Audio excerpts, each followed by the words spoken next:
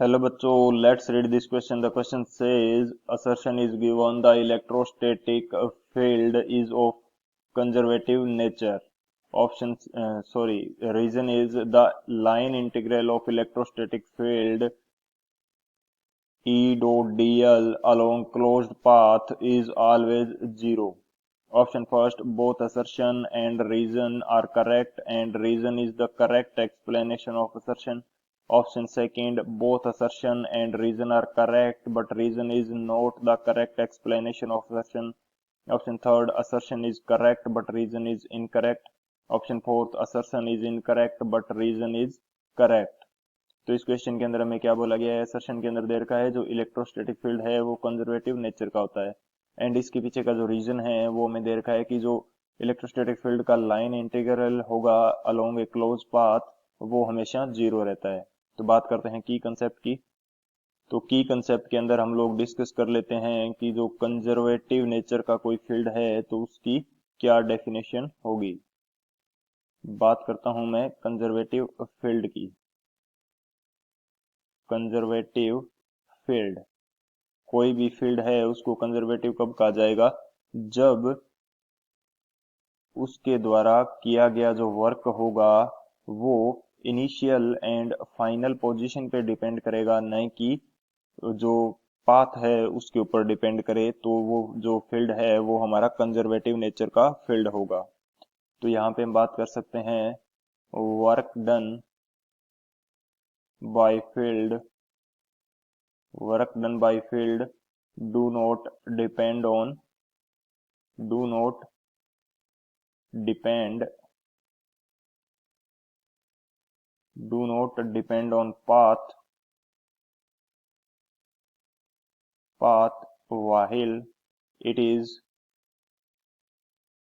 while it depend on initial and final point।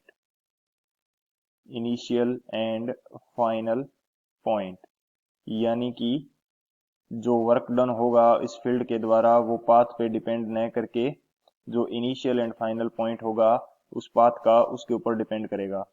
तो ऐसे field को हम क्या बोलेंगे? कंजर्वेटिव फील्ड बोलेंगे। सो हम बात करते हैं सॉल्यूशन की। सॉल्यूशन की यदि बात करें तो हमारे पास असर्शन के अंदर दे रखा है कि जो इलेक्ट्रोस्टैटिक फील्ड है वो कंजर्वेटिव नेचर का होता है। तो कंजर्वेटिव नेचर के अंदर यदि इलेक्ट्रोस्टैटिक फील्ड की बात की जाए, यदि मैं मान लेता हूं कि मेरे पास कोई क्यू चार्ज है, इसको मैं पॉइंट ए से पॉइंट बी की तरफ लेके जा रहा हूं। पॉइंट ए से पॉइंट बी की तरफ इस चार्ज को मैं लेके जा रहा हूं, तो जो मेरा वर्क डन होगा वो पाथ पे डिपेंड नहीं करेगा, ये डिपेंड करेगा हमारा इनिशियल एंड फाइनल पॉइंट पे। सो यहाँ पे यदि मैं बात करता हूं कि जो वर्क डन है वो क्या होगा, वर्क डन इनिशियल या फाइनल पॉइंट पे डिपेंड करेगा। सो ये हमारा करेक्ट रीजन है, सॉरी असर्शन जो है हमारा ये करेक्ट है। अभी पता चल जाएगा कि ये जो हमारा असर्शन करेक्ट क्यों है यदि हम बात करते हैं रीजन की कि रीजन करेक्ट है या नहीं है। तो रीजन के अंदर हमें क्या दे रखा है कि जो लाइन इंटीग्रल होगा along a close loop E dot DL का ये हमारे पास जीरो होता है क्लोज लूप के लिए। सो मैं देख लेता हूँ, बात कर लेता हूँ कि इसके पीछे का बेसिक रीजन क्या है या ये जीरो होगा या नहीं होगा।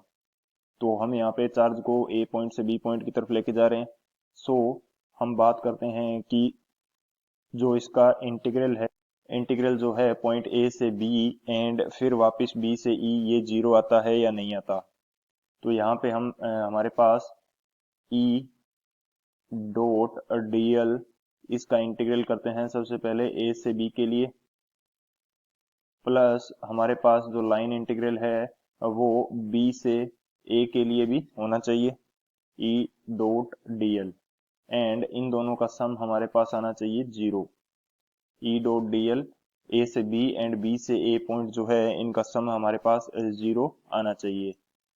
सो यदि ये सम जीरो आता है तो ई डॉट डीएल जो होगा ए से बी पॉइंट के लिए वो इक्वल हो जाएगा negative of integral of E dot DL from B to A के इक्वल होगा विद नेगेटिव साइन। सो ये हमारे पास कंडीशन रहती है। तो यदि मैं यहाँ पे बात कर लेता हूँ कि जो हमारा जो इलेक्ट्रोस्टैटिक फील्ड है वो ए टू बी डायरेक्शन के अंदर है, तो ए से बी को जो चार्ज क्यू है इसको ए से बी तक मैं किसी भी पाथ से लेके जाऊं तो मेरा जो वर्क डन होगा वो ए एंड बी जो फाइनल एंड इनिशियल पॉइंट हैं इनके ऊपर डिपेंड करेगा, न कि इसके पाथ के ऊपर। यदि मैं इसको किसी भी पाथ, इस डायरेक्ट पाथ से लेके जाऊं या इस पाथ से लेके जाऊं या कोई भी अदर पाथ से लेके जाऊं, तो भी जो मेरा वर्क डन है वो सभी कंडीशन के अंदर सेम आएगा। क्योंकि इनका जो लाइन इंटीग्रल होता है अलोंग ए क्लोज लूप, ये वैल्यू हमारे पास रहती है 0, एंड ये हमारे पास प्रैक्टिकली डिफाइन किया गया है। जो हमारा रीजन है वो भी करेक्ट है, एंड जो रीजन है वो करेक्ट एक्सप्लेनेशन है असर्शन का। तो बात करते हैं कौन सा ऑप्शन हमारे पास करेक्ट होगा। जो ऑप्शन ए है वो हमारा करेक्ट करेक्ट हो जाएगा। Both assertion and reason are correct and reason is the correct explanation of assertion. So option A is the final answer.